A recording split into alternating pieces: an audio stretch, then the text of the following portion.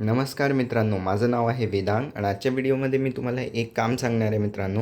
ते तुम्हाला नक्की तुमचे जे घरात लावलेले झाडं आहे म्हणजे इंडोर प्लांट्स आहे त्यांच्यावर करून द्यायचं आहे. समजा तुमचे झाडं तसे नसतील तर तो जो मी तुम्हाला पॉईंट सांगत आहे तो आहे मित्रांनो क्लिनिंग ऑफ लीव्स. म्हणजे पानं तुम्हाला मित्रांनो स्वच्छ ठेवायला पाहिजे झाडांचे.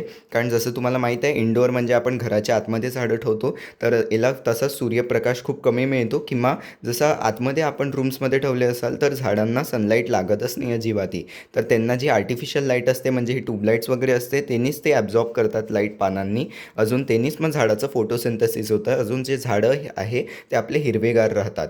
तर याच्यासाठी मित्रांनो काय करायचं आहे की जे पानं आहे ते आपल्याला स्वच्छ ठेवायचे सगळ्यात मोस्ट इम्पॉर्टंट पॉईंट.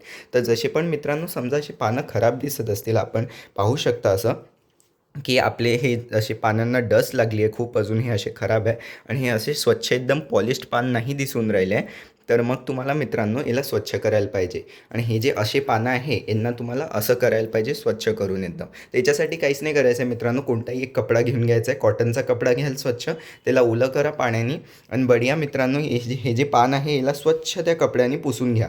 याने काय होईल मित्रांनो ही डस्ट वगैरे सगळी निघून जाईल आणि आपलं पान हे असं चांगला फ्रेश पान बनून जाईल. जेणे की मग डायरेक्ट जी आपली लाईट येऊन राहिली आहे पानावर पडेल आणि झाडाचं फोटोसिंथेसिस खूप होईल.